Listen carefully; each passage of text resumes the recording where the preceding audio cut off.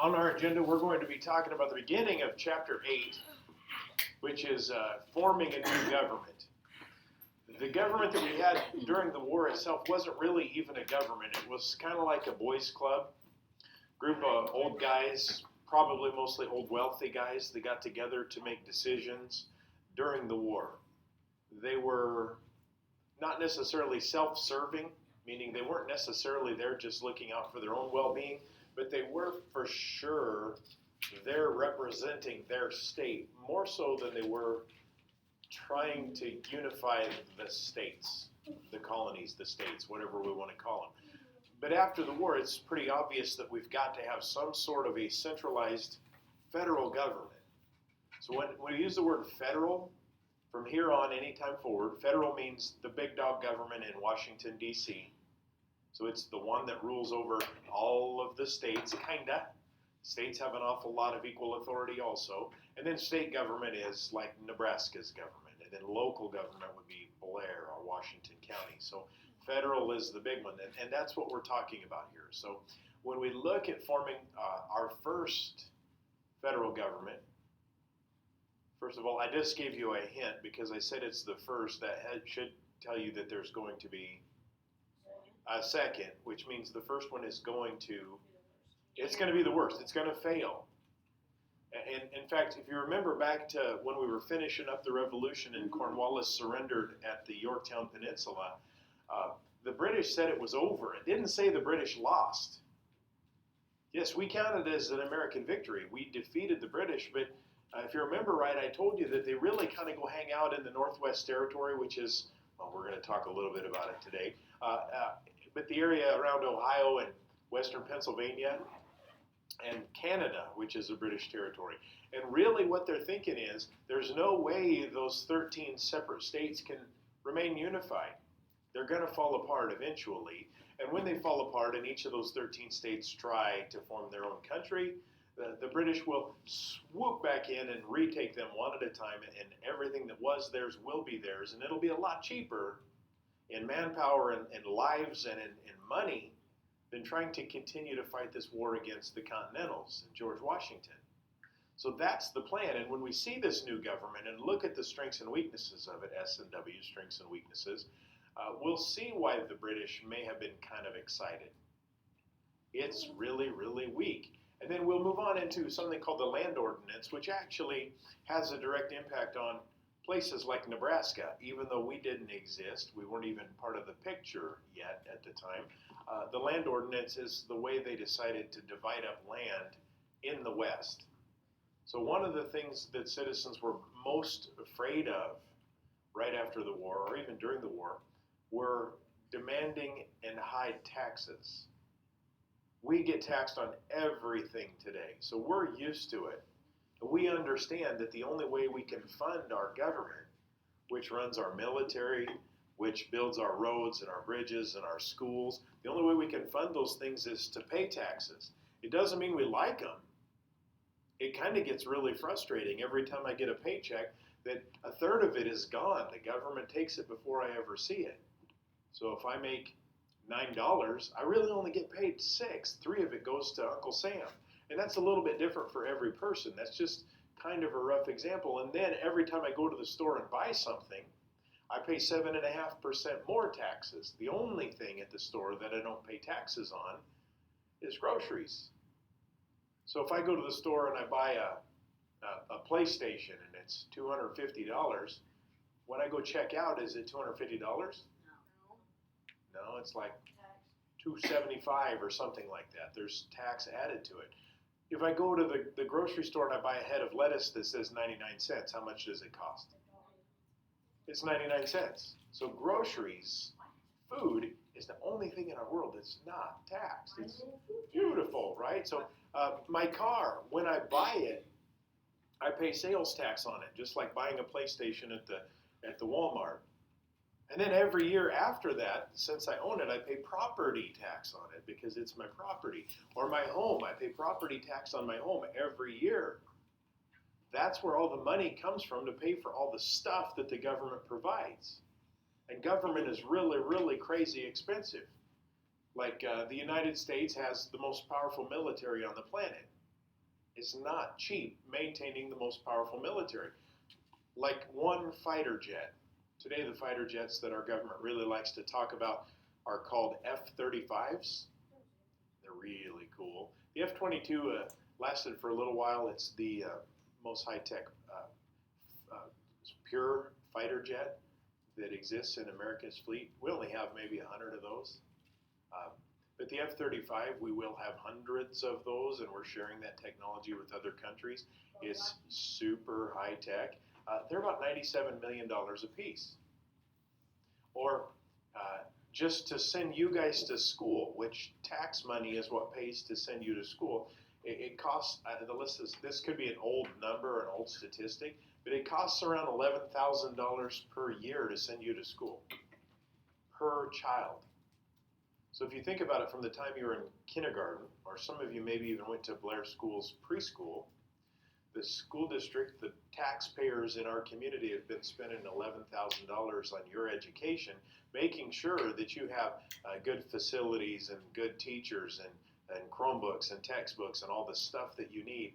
$11,000. So by the time you finish your senior year of high school, 13 years of school times 11,000, the taxpayers in the community have spent about $150,000 on you. That's crazy, but that's where our taxes go. That's why they're so high. So nobody wanted to pay taxes. And that kind of brings us to the land ordinance. Our government had one resource that was really plentiful that it could use to pay the bills. Land.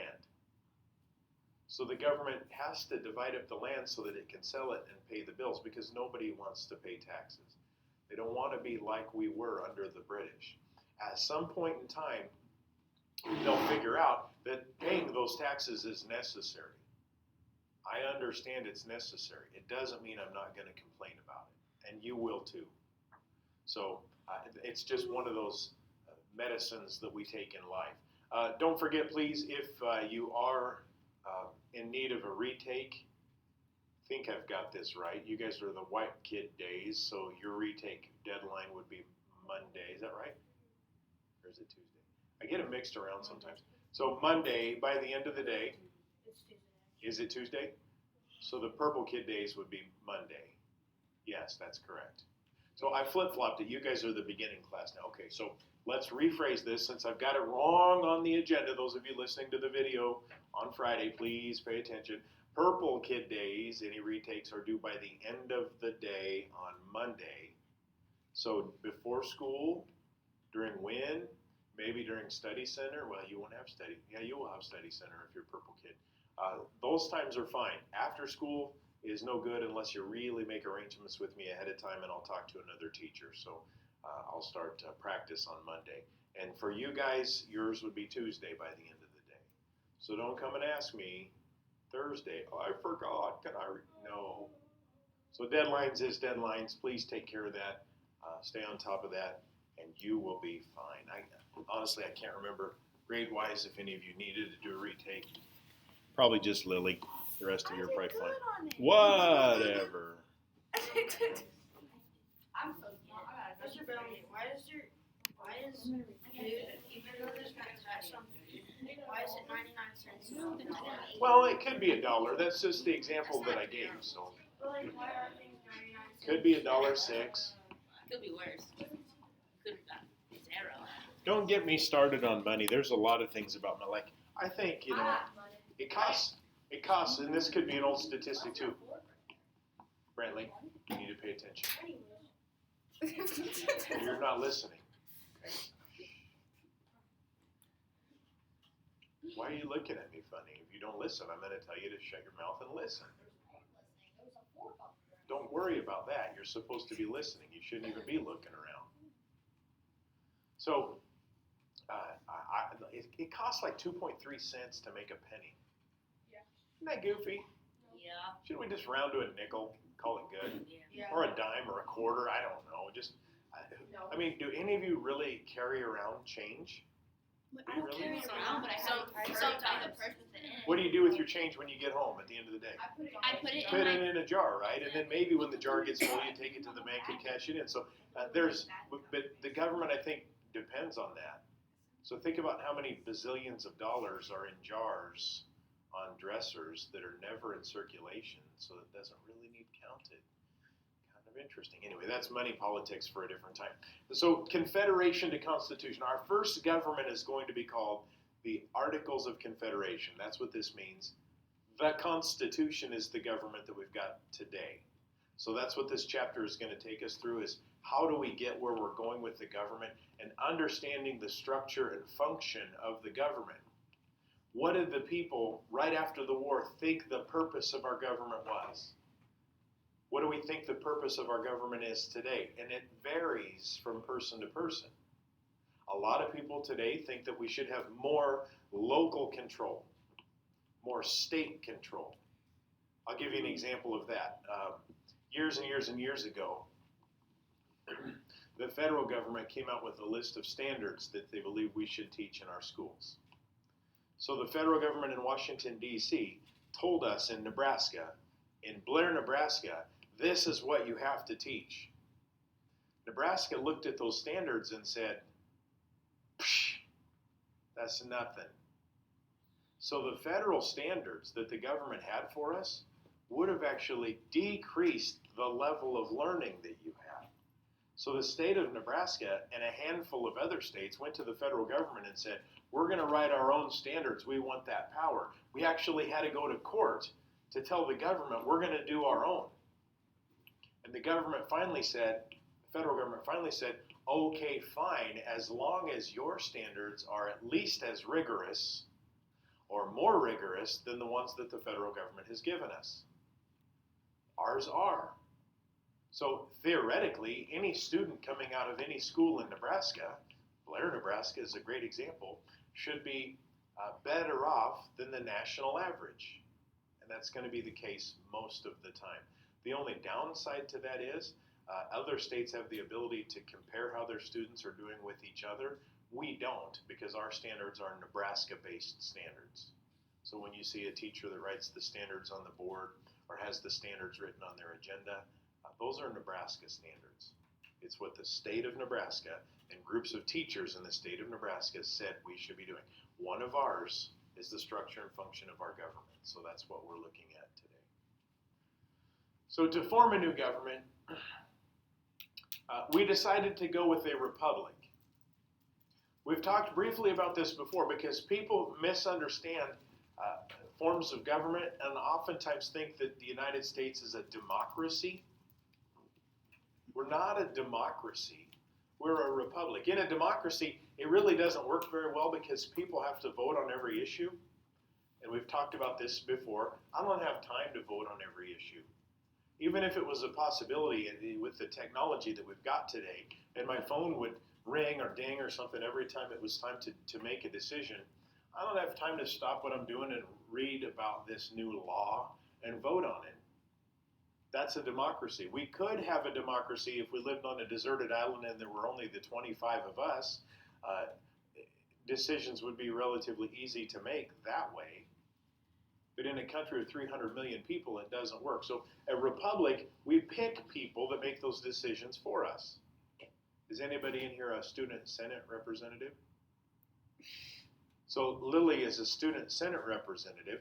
That's our school's version of a republic. So she was selected by her win to go to meetings and come back with information. And when it's time to make decisions in the student senate, she is a representative of the 20 students or 25 students in her win.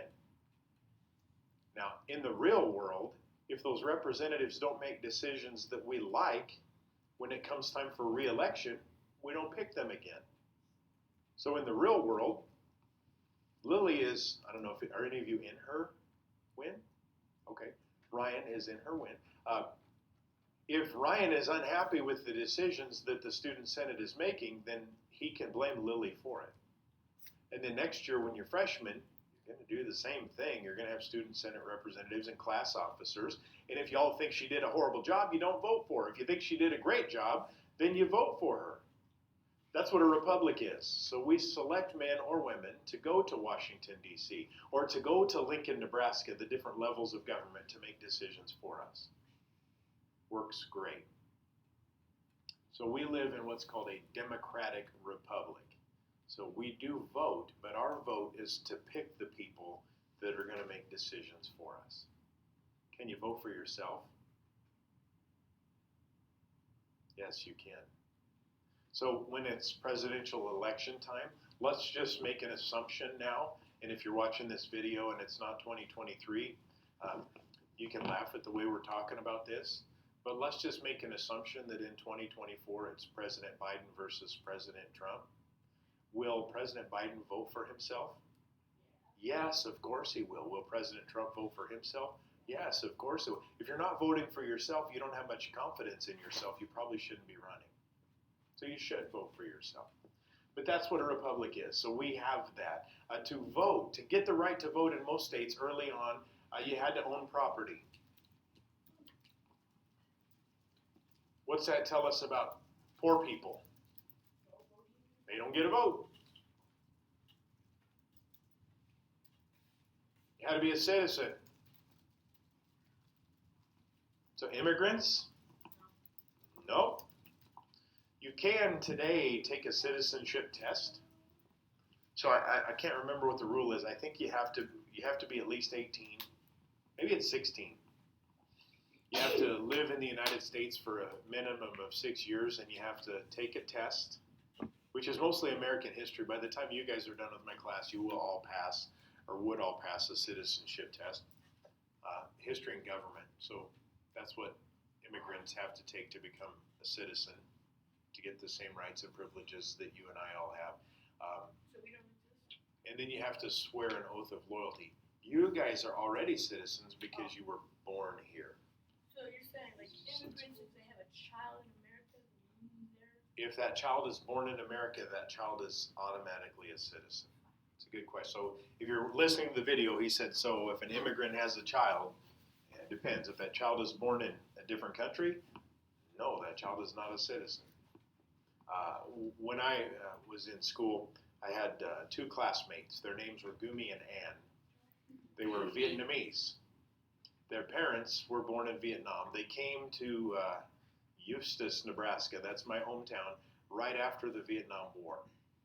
Because their dad was on America's side in the Vietnam War, and if he would have stayed, he probably would have been imprisoned by the North Vietnamese, or maybe even executed. So they came to America to avoid that because he had sided with America. Gumi, one of my buddies in high school, was born in Vietnam. His little sister, Ann, was born on the way to the United States on a little teeny tiny island in the middle of the Pacific. So they're on their way over. They stop on this island called Guam. Guam is an American territory, therefore it's part of the United States. Ann was born on Guam, therefore Ann was automatically a citizen. So she had all the same rights and privileges of everyone else. Gumi, when he turned a certain age, had to take a test and take an oath of loyalty to the United States. How do they know if you're a citizen back then? Say that again. How do they know if you're a citizen back then? So when you come into the United States, you have to have paperwork. Back then too. Yes. So that would have been about 1975. No, I mean like. Oh, back then, at this time? Yeah. It's a good question. I guess it's probably you. Someone has to take your word for it. I don't really know for sure. So you got to be a citizen. So Thaddeus Kosciuszko or Friedrich von Steuben, those guys aren't necessarily citizens, so therefore they don't have the right to vote. Or the Marquis, if they want to stay in America. And you got to be a white male. So African Americans, which mostly were slaves anyway, with no rights and not even considered people. Native Americans, who were oftentimes considered lower than slaves. And women have no rights in this new government. So if we compare that to modern day, what are the two requirements to be able to vote in the United States today? Got to be a citizen and got to be 18. 18. So let's see, if you're 14 now, not in the next presidential election, but in the 2028 presidential election, you guys will be voters.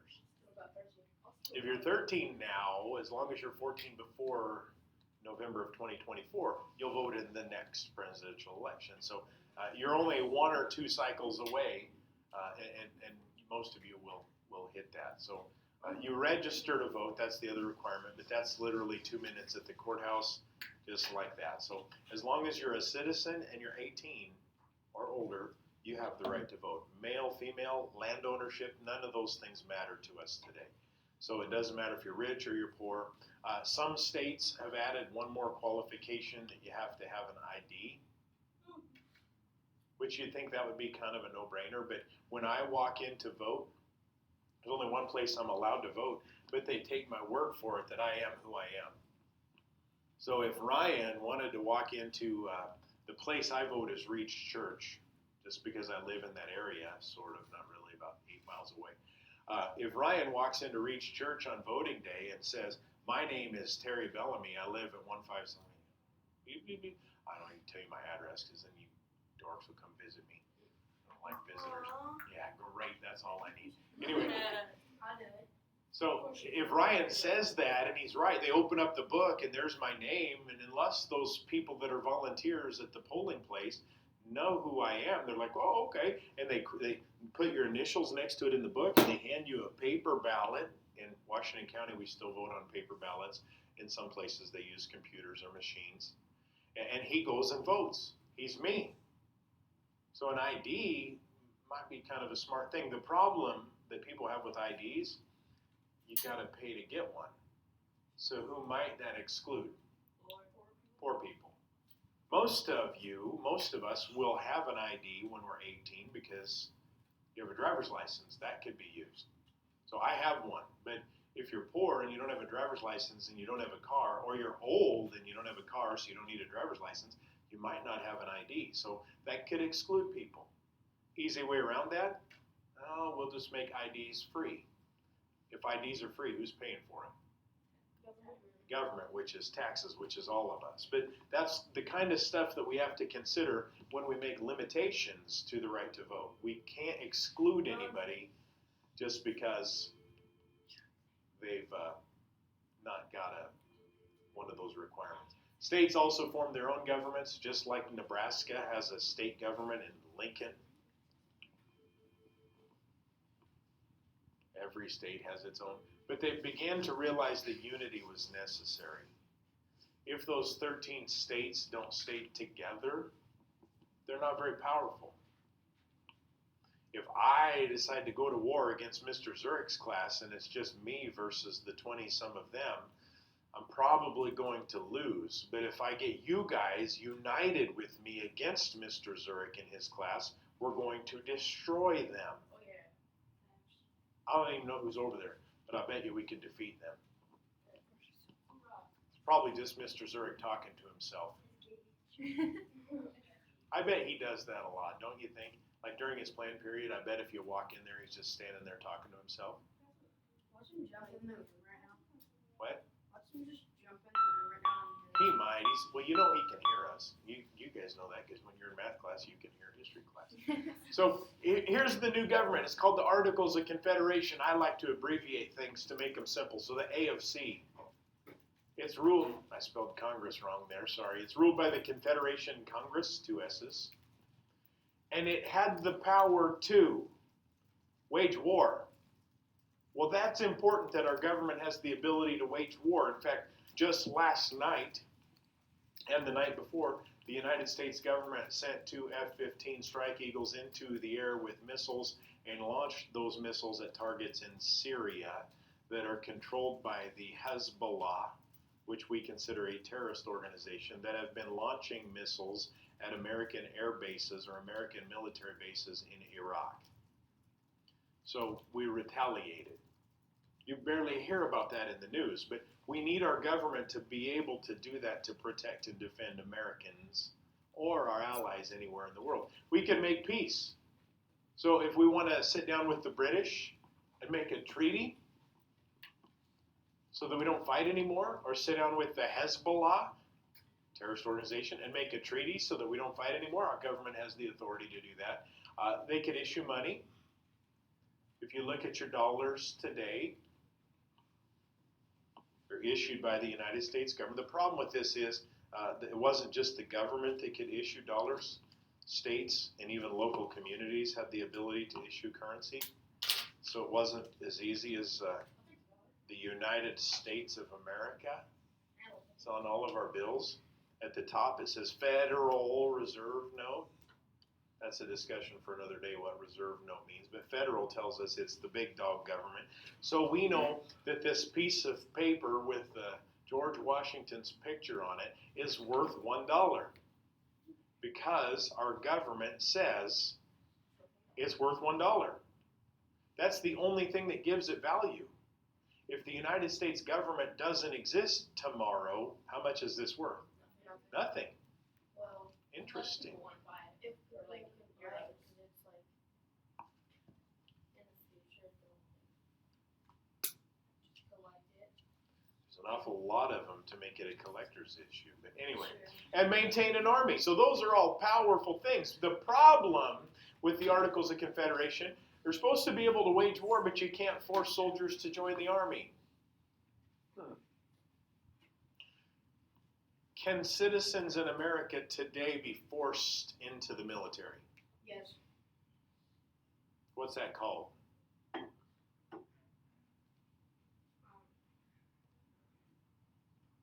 Have you ever heard of a draft? Oh, yeah. So yes, kind of is the answer.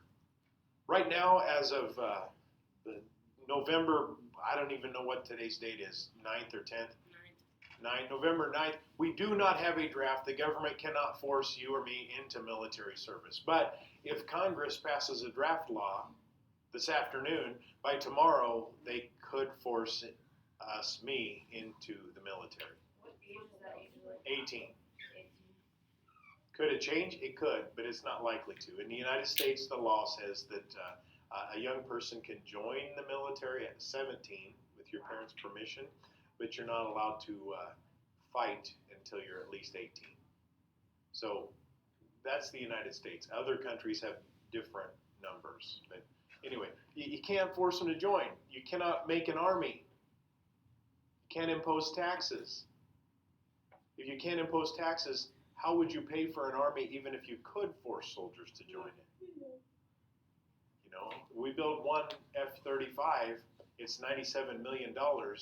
There are 300 million Americans. Of those 300 million Americans, only about a third of us actually pay taxes, besides sales taxes.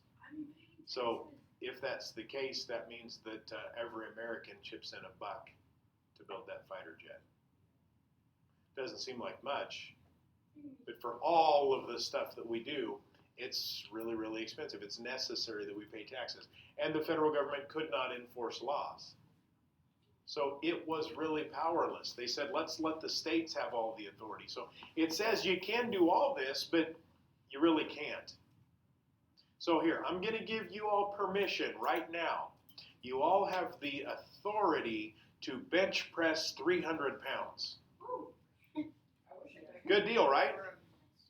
What's the problem with giving you the authority to bench press 300 pounds? None of you can bench press 300 pounds. It doesn't mean someday some of you might be able to, but at this point, you don't have the power to do it. That's silliness. So why create a law that says, sure, go ahead and bench press 300 pounds if nobody is capable of doing it? It's silliness. The Articles of Confederation is, by definition, too weak. It's ratified or approved in 1781 when all 13 states signed on. So they thought it was a good idea. Flexibility is the key to having a powerful government. And later on, recognizing that the Articles of Confederation is garbage demonstrates our flexibility. So there are things that we do today that all of us might say, hey, that's a great idea, let's do it. And then we do it, and it's like, yeah, that was really dumb. We shouldn't have done it that way. So we change and do it different the next time. We learn from our mistakes. This is an actual picture of the actual Articles of Confederation. You can see that it's pretty faded. Not much left of it. But that is our original. I'm going to guess, the question was, where is it? I'm going to guess it's probably in the National Archives. If you went to D.C. with me this summer, that's one of the places we did not go. unfortunately. I really would have loved to have gone to the National Archives, but the tour guide said it's really small and there's not much to see. And I'm like, yeah, but I want to see it. So they didn't let us go. We do also create a land ordinance. This might have been the smartest thing that they did in the Articles of Confederation. They had to figure out a way to divide up all of the land that exists out in the western part that isn't already taken. In fact, that's the government's sole source of income if they're not able to tax. We can sell land to people that want to farm out there. That doesn't mean it's easy, because there's still belligerent Native Americans that want to fight because they see it as their territory. That doesn't end just because we divided it up.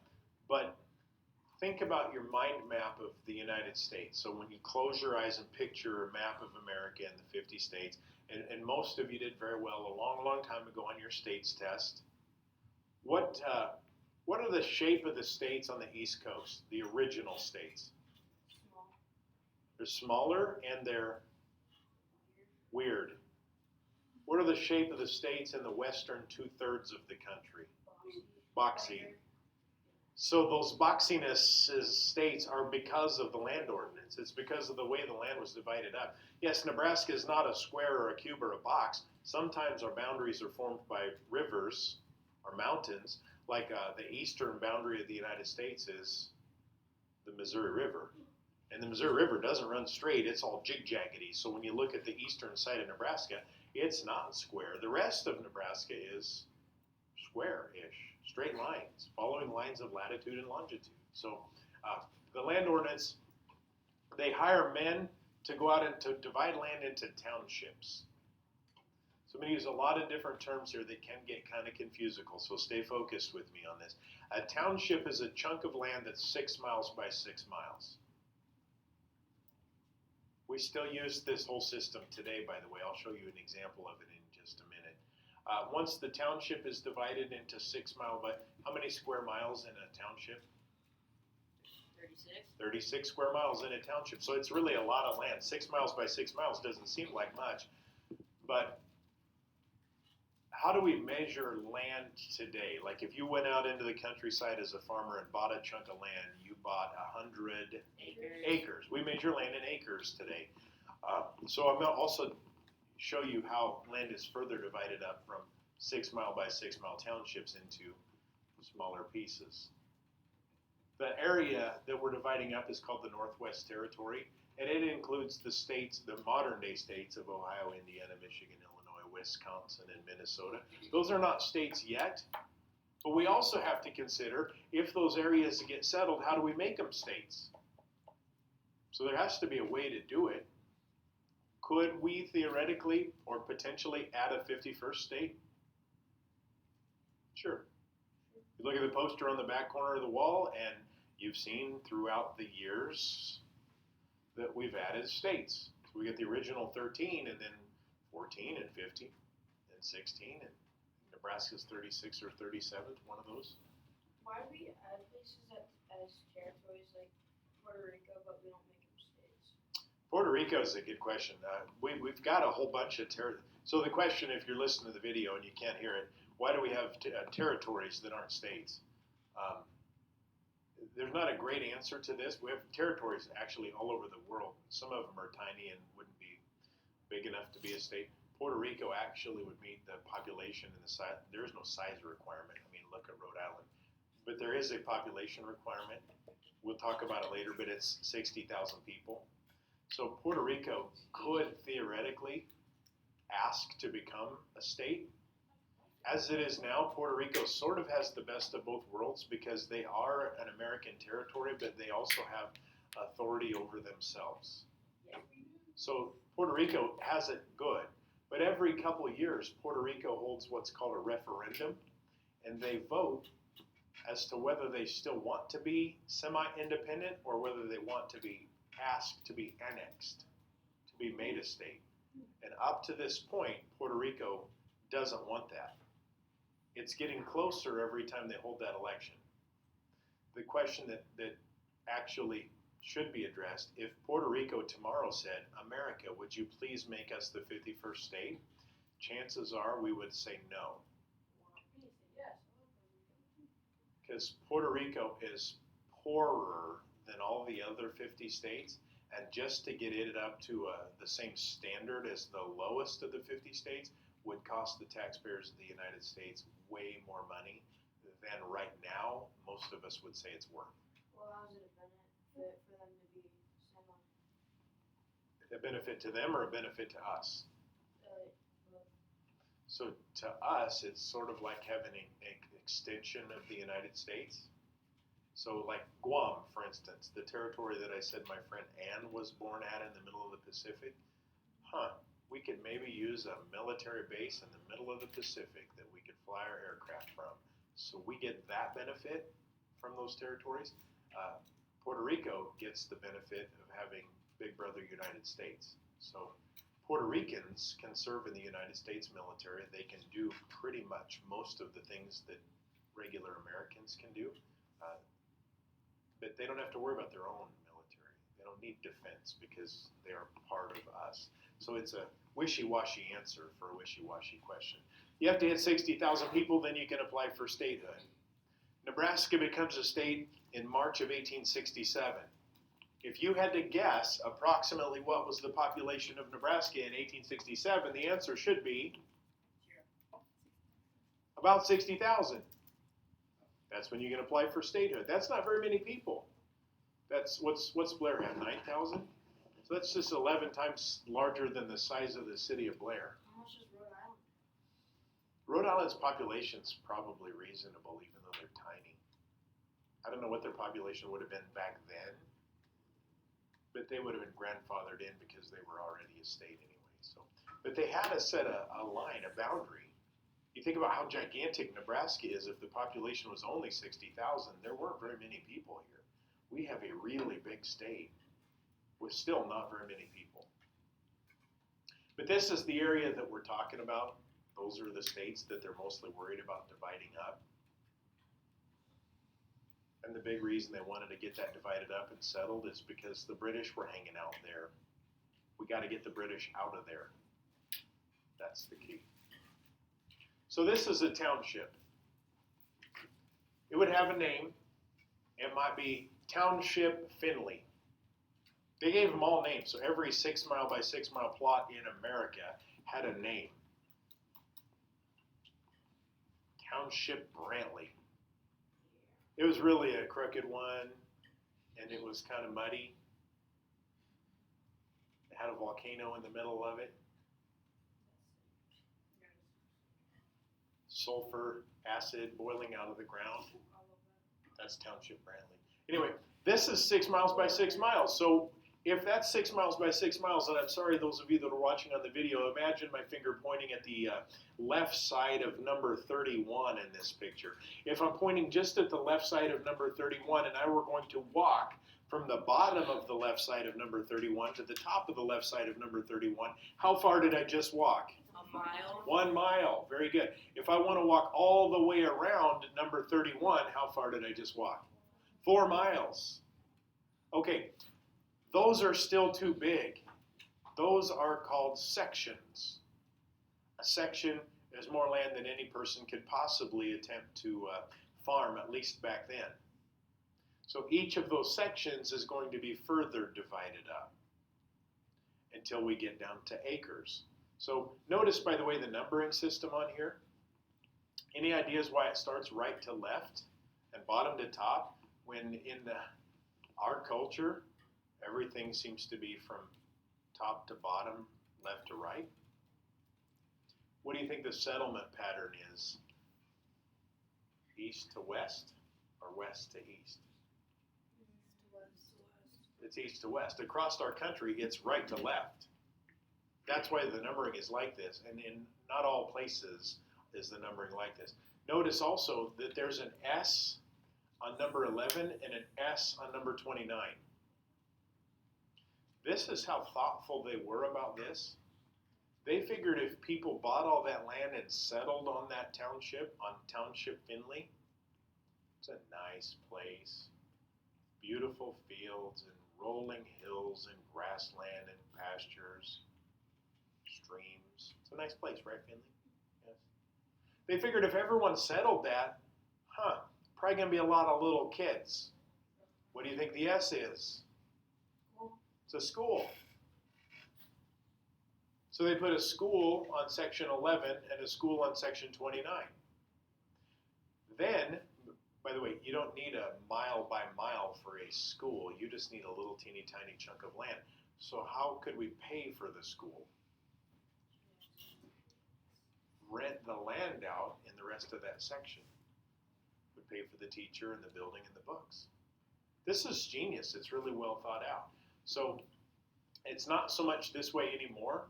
When I was growing up, the school that I went to was not on a school section, but my school still owned the school section. A section, each one of those squares is 640 acres. So the school would rent out that school section to, it was ranch land, it was for cows, it was grassland for grazing. They would rent it out to a rancher, and he would put his cows on it, and he would pay the school. And then that money, it didn't pay all the bills, but it paid some of the bills for the school. So this is really smart thinking of theirs. Also, this tells us that if you have like a great-great-grandfather that grew up in the old days, and he says, when I was your age, I had to walk 7 miles to school, uphill both ways against the wind and the snow. Probably not right. If you look at my township here, if you look at Township Finley, what's the furthest that anyone would ever have to walk to get to school? It's kind of a trick question. Because what is right here to the left of Township Finley? Another township. So right here is Township Leah. It's also pretty nice. So if you live in section 7, you don't have to walk all the way to the right to get to this section 11. If you live in this section 7 in Township Finley, where do you go to school? Right here. In Township Leah. How many miles does anybody ever have to walk? 2 or 3.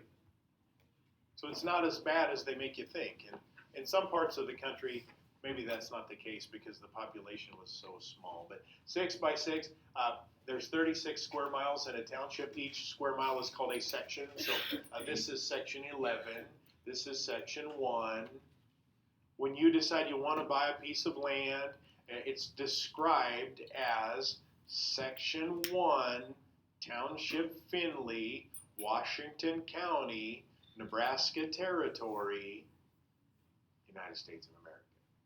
So it gives us ways to describe or define our land too. If we look at the land in the east, it's not square. It's like from the oak tree down to the boulder over to the creek in a triangle shape. That works fine until the oak tree dies, or someone moves the boulder, or the creek moves out of its banks. But if you look at land around here, what shape are all the fences? Square. Everything is squares or rectangles. There's no reason to have it all jig-jaggedy. 2 sections for schools. We take each of those sections. So, okay, I'm going to go back. Imagine section 1 here in the bottom right-hand corner. This is section 1. So this is 1 mile. Each side is 1 mile, 1 mile, 1 mile, 1 mile. This is number 1. This is 640 acres. Not what I wanted to show. So if this is 640 acres, how much is the northwest quarter of section 1? I know we're doing math in history class. That's painful. What is 640 divided by 4? I can see smoke coming out of some of your ears. 160 acres. So this chunk right here is 160 acres. Today, 160 acres is not a lot of land. The average size farm in Nebraska, this is years old, but the last time I had looked it up was 800 acres. So 160 acres isn't a whole lot. That's a quarter of a section, 1/4 of a section. If this upper left-hand corner of section 1, the northwest quarter of section 1 is 160 acres, how much is this yellow one just to its right? 40 acres. Now, 40 acres 150 years ago might have been enough to sustain a family. We can go smaller if you'd like. If this yellow one here is 40 acres, how much is this one right here, the one that says north half of the northwest quarter of the southeast quarter? It's 20 acres. If this is 20 acres, how much is the one right next to it? 10 acres. Could we go smaller? Yeah. So if we were to, if you bought this piece of land, and I'm sorry video people, actually, let's put the cursor on it so you can see what the heck I'm talking about. If we purchase this piece of land right here, see it, people? Okay, cursor is on it. If we purchase that piece of land, its legal description would sound something like this. The northwest quarter of the northeast quarter of the southeast quarter of the of section 1 of Findlay Township, Washington County, Nebraska Territory, United States of America. So if you live on a teeny tiny plot of land in town, what do you think the legal description looks like? It's really, really long. The bigger your land, the easier the description. You could own the whole thing, and then your legal description of your piece of land is Section 1, Township Findlay, Washington County, Nebraska Territory, or Nebraska. So this is genius how these guys divided it up.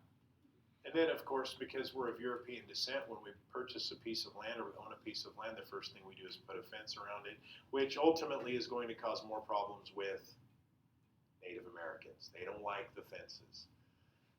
Excuse me. So this is this is called a plat map. Plat map. You can see the numbers on here. You can see that each of those are sections. I'm not exactly sure what the name of this township is. It has a name. I don't know what it is. Somewhere I have a book that would tell us. Wait, our township is Blair then? Not necessarily, because Blair is way bigger than 6 miles by 6 miles. So this is a township, and you can see the numbering because this is near us. This is just north of town. It actually starts from right to left, from top to bottom. So number 1 is clear up here in the top right-hand corner. You'll notice as you move along here that there's little tiny black squares. Those are houses. So this plat map tells us where people live. If you looked at this plat map, you can also see roads. Those are the, I don't know, what do you call them? The gray lines, not the dashed and dotted lines. Those are roads. That's how you travel when you're on this township. The dotted and dashed lines probably in most places will have a fence. And you will notice that the roads aren't straight. Sometimes in some parts of the country they are straight. What do you think geographically a road that goes curvy like this might represent geographically? Is it easier to go over a hill or around a hill? It's easier to go around. So that's why sometimes the roads aren't straight. Where I grew up, the land was flat and the roads were straight. So you literally, if you were going out for a nice long jog, you could jog in a straight row 1 mile. You hit a stop sign, you turn, you jog 1 mile. You hit a stop sign, you turn, you jog 1 mile, and you end up going in a perfect square around a section of land. There are 2 yellow spots highlighted on this section. So this is the reason we're using this one.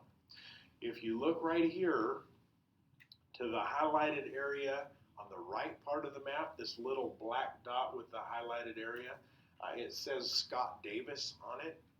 It's because this map is old. If you find this map today, it would say Terry Bellamy. This is my house. This plat map doesn't go small enough, but I own 10.6 acres, which means one of these, basically. It would say your name today? If you looked up this map today, it would have my name on it. So anyone can figure out where anyone lives? Yes. So if you get a plat map of Washington County, and all you got to do is go to the courthouse and ask for one, it might cost a couple bucks, but they're probably free. Probably the only reason you would ever do that is like if you're a deer hunter and you're like, this is great, I really wish I had permission to hunt deer there, it tells you who owns it. Then you go knock on the door and say, hey, Mr. Bellamy, can I hunt deer in your woods? And I'd say, no, because there's already a guy that hunts deer in my woods. There's another highlighted yellow one here. You guys remember her, but this is Mrs. Toll's house. So if I were to walk a straight line, and I can't because it's fields and valleys and hills, but if I were to walk a straight line from my house to Mrs. Toll's house, approximately how many miles would I walk? 1, 2, 3. To drive there, it's more like 6, because the road doesn't go straight across. But if I had wings and I could fly, it's about 3 miles from Mrs. Toll's house. And in the country, that makes us neighbors. I don't have very many neighbors. Marvin lives right here next to me. Billy lives right there next to me. Marcia, Mrs. Rui, you've probably had her for a substitute at some point. She lives right there. That's what a plat map tells us. So I live on section 24 of whatever this township is. You could find me if you're looking real hard. There's this here's labeled Spiker. That's supposed to be a town. It doesn't exist anymore. It's a town that was there 100 years ago. How old is this? This map? Yeah. So I've lived here for 7 years. So this map is older than 7 years. I probably have a newer one somewhere, but I don't have it scanned into the notes. This is more specific as far as the land ownership. So this one does not have my name on it, but the yellow highlight here, that's what my land looks like. That's 10 acres, 10.6 acres. My neighbor owns 10.6 acres. I can see who my neighbors are. Bill Weirman owns the land just to the north of me. David Rui owns the land that surrounds me on the other sides. So this is the map you would want if you were going deer hunting or pheasant hunting or turkey hunting and you wanted to get someone's permission to hunt it, because this tells you all the landowners in that section. It's kind of neat, kind of convenient. It's actually really something that they did a good job of when they created the land ordinance of 1776 or 1786, whatever. Who cares what the year is? This is something that worked, and we still use it today. So it's great. They did something right. The Articles of Confederation, that could make war and could make treaties and could have an army but couldn't force anyone into it and had no money. It's going to be a piece of junk, but sometimes you get some things right. And this system works really well. It's the way you can divide up land so that it can be owned. Okay, remember, retakes for you guys are Tuesday. Thank you.